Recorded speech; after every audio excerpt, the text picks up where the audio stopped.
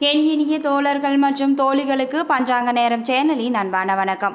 நாம இன்னைக்கு இந்த வீடியோ பதிவின் மூலமா என்ன தெரிஞ்சுக்க போறோம் அப்படின்னா, கும்பராசிக்கார நேயர்களுக்கு அடுத்து வரும் 15 நாட்கள் எப்படிப்பட்ட மாற்றம்லாம் நிகழப்போகிறது, அவர்களுடைய வேலை, தொழில் மற்றும் குடும்ப வாழ்க்கையானது எப்படிப்பட்ட மாற்றத்தை எல்லாம் சந்திக்க போகிறது என்று பார்க்க போறோம். இந்த வீடியோ பதிவானது கும்பராசி அன்பர்களுக்கு ஒரு நல்ல பதிவாக அமையும். எனவே நீங்கள் கும்பராசிக்காரராக இருந்தால் மறக்காம எங்களுடைய சேனலை சப்ஸ்கிரைப் பண்ணுங்க. கூட இருக்க பெல் பட்டனையும் மறக்காம கிளிக் பண்ணுங்க. அப்பதான் நாங்க போடுற ஒவ்வொரு பதிவும் நோட்டிபிகேஷன் மூலமா உடனுக்குடன் உங்களை வந்து சென்றடையுங்க. இப்போ வாங்க வீடியோக்குள்ள போகலாம். வீடியோக்குள்ள போறதுக்கு முன்னாடி உங்களுக்கு சிவபெருமான ரொம்ப பிடிக்கும்னா நமச்சிவாய போற்றி போற்றி என்னும் மந்திரத்தை மறக்காம 3 முறை எங்களுக்கு கமெண்ட் பண்ணுங்க.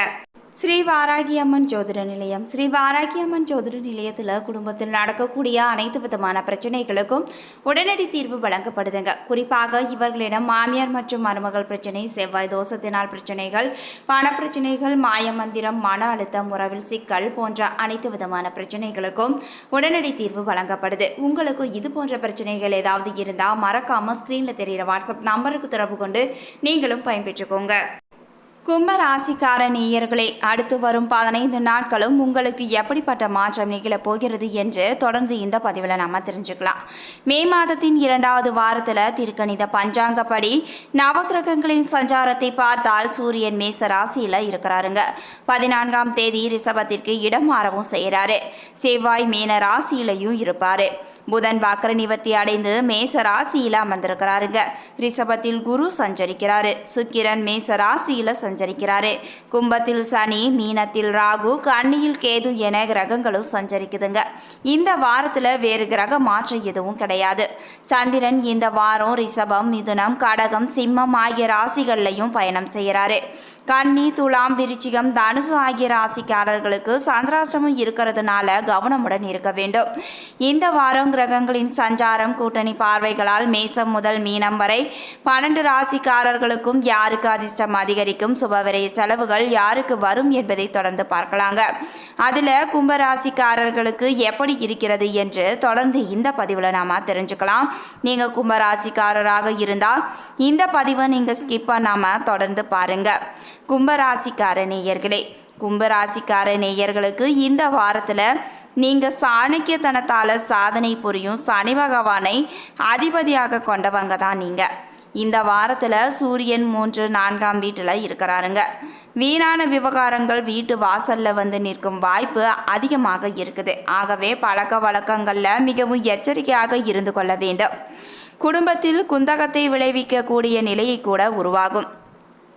நிதானமாக இருந்து பொறுப்போடு நடந்து சிக்கலில் மாட்டிக்கொள்ளாமல் நிலைமையை நீங்கள் சமாளிக்க முயற்சி செய்ய வேண்டுங்க.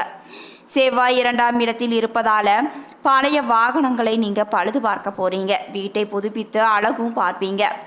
வேலை தேடி வெளிநாடு செல்லக்கூடிய அமைப்பும் உங்களுக்கு வீடு தேடி வந்து தட்டப்போகுதுங்க. புதன் 3ஆம் இடத்துல இருக்கிறாரு. அதனால் யாருக்கும் வாக்கு கொடுக்கக்கூடாது. ஜாமீன் கையெழுத்து நீங்கள் போடவே கூடாதுங்க. குரு 4ஆம் இடத்தில் இருப்பதால் போட்டி பந்தயங்கள் உங்களுக்கு வெற்றிகரமாகவே அமைய போகுது. ஆன்லைன் வர்த்தகங்கள் உங்களுக்கு சூடு பிடிக்குங்க. தொழிலில் முன்னேற்றமான பலனை நீங்கள் பெற போகிறீங்க. சுக்கிரன் 3ஆம் இடத்தில் இருப்பதால் எல்லா வகையிலும் சிறப்பான பலன்களை உங்களுக்கு நடக்கும். திருமண காரியங்கள் தடையில்லாமல் நிறைவேறப் போகுது. வெளிய வட்டார செல்வாக்கு உங்களுக்கு அதிகரித்து காணப்படும். மேலும் பெரியோர்கள் சந்திப்பால் வியாபாரத்தை விருத்தி செய்ய போகிறீங்க. சனி 1ஆம் இடத்தில் இருப்பதால் அலைச்சல் உங்களுக்கு அதிகமாகத்தான் இருக்கும். வெளியூர் பயணங்களில் உடல் சோர்வும் உங்களுக்கு அடிக்கடி ஏற்படலாம்.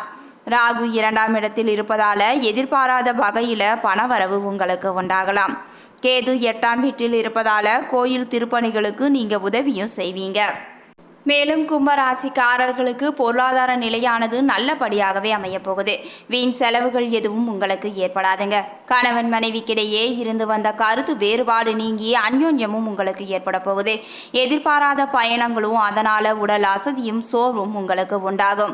உங்களை பற்றி தவறாக புரிந்து கொண்ட நண்பர்கள் தங்கள் தவற்றை உணர்ந்து மன்னிப்பு கேட்பாங்க. அவர்களால் ஆதாயமும் உண்டாக போகுது. சிலருக்கு தந்தை வழியில சில சங்கடங்கள் ஏற்பட்டு நீங்கிவிடும். அலுவலகத்தில் மகிழ்ச்சியான சூழ்நிலையே உங்களுக்கு காணப்படும். சக பணியாளர்கள் உங்களுக்கு அனுசரணையாக நடந்து கொள்வாங்க. ஒரு சிலருக்கு அவர்கள் விரும்பிய விரும்பியபடி இடமாறுதலும் கிடைக்கும். வியாபாரத்தின் காரணமாக சிலர் தொலைதூர பயணங்களை மேற்கொள்ளவும் நேரிடலாம். பணியாளர்கள் நல்ல முறையில் ஒத்துழைப்பும் தருவாங்க. சக வியாபாரிகளிடையே இணக்கமான சூழ்நிலை உங்களுக்கு உண்டாகும். குடும்பத்தை நிர்வகிக்கும் பெண்களுக்கு உறவினர்கள் வருகையால் பொறுப்புகளும் அதிகரித்தே காணப்படும். வேலைக்கு செல்லும் பெண்களுக்கு அலுவலகத்தில் சில சலுகைகளும் கிடைக்க போகுதுங்க.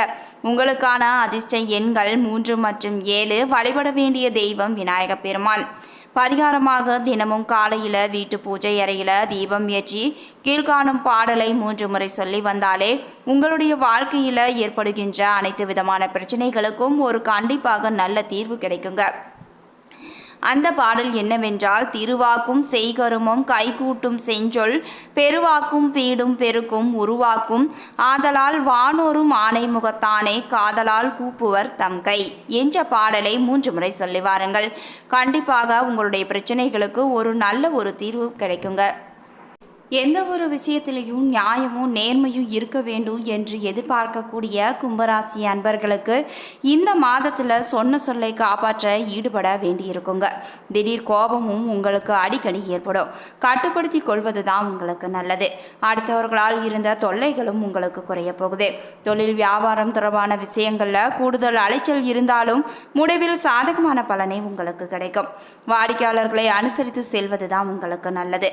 உத்தியோகத்தில் இருப்பவர்களுக்கு அலுவலக வேலை தொடர்பான கவலை ஏற்பட்டு அந்த கவலையும் நீங்கிவிடும். அதிக நேரம் உழைக்க வேண்டி கூட இருக்கலாம். மேலதிகாரிகள் ஆதரவு உங்களுக்கு கிடைக்குங்க. ஆனால் கவனமாக இருப்பது தான் உங்களுக்கு நல்லதுங்க. குடும்பத்தில் சுப காரியங்களும் நடக்கலாம். உறவினர்களிடம் நிதானமாக பேசுவது தான் உங்களுக்கு நல்லது. கணவன் மனைவிக்கிடையே இருந்த இடைவெளியும் குறைய போகுது. பெரியோர் ஆதரவும் உங்களுக்கு கிடைக்கும். பிள்ளைகளிடம் இனிமையாக பேசுவது தான் உங்களுக்கு நல்லதுங்க. பெண்களுக்கு கோபத்தை குறைத்து நிதானமாக பேசுவதன் மூலமாக உங்களுக்கு நன்மையும் ஏற்பட போகுது.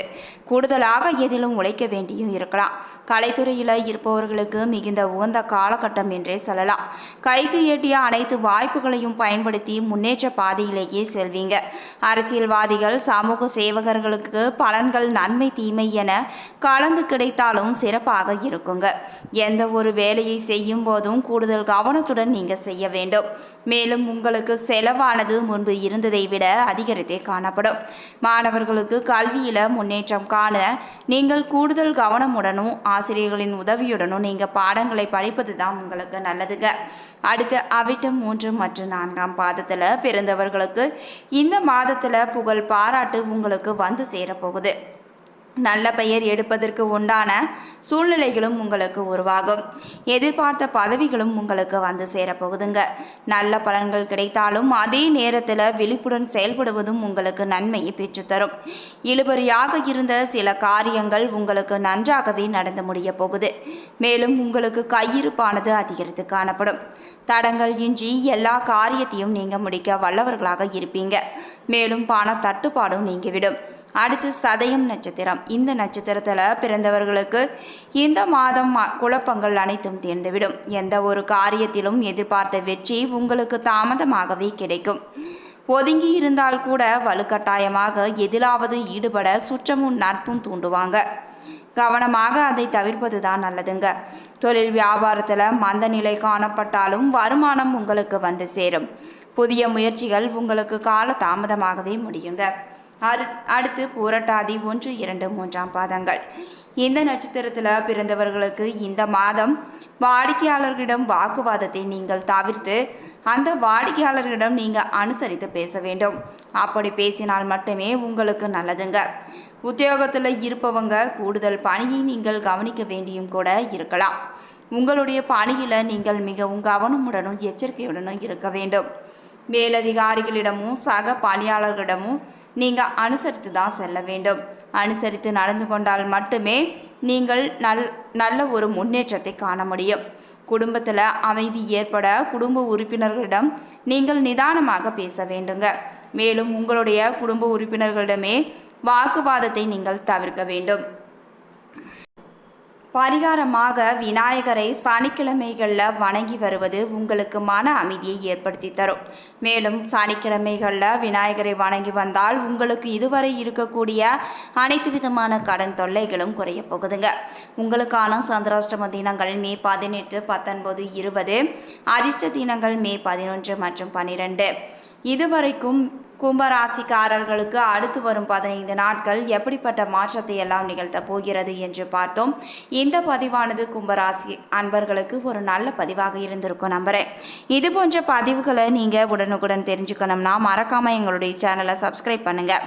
கூட இருக்க பெல் பட்டனையும் மறக்காமல் கிளிக் பண்ணுங்கள். அப்போ தான் நாங்கள் போடுற ஒவ்வொரு பதிவும் நோட்டிஃபிகேஷன் மூலமாக உடனுக்குடன் உங்களை வந்து சென்றடையுங்க. நன்றி நண்பர்களே.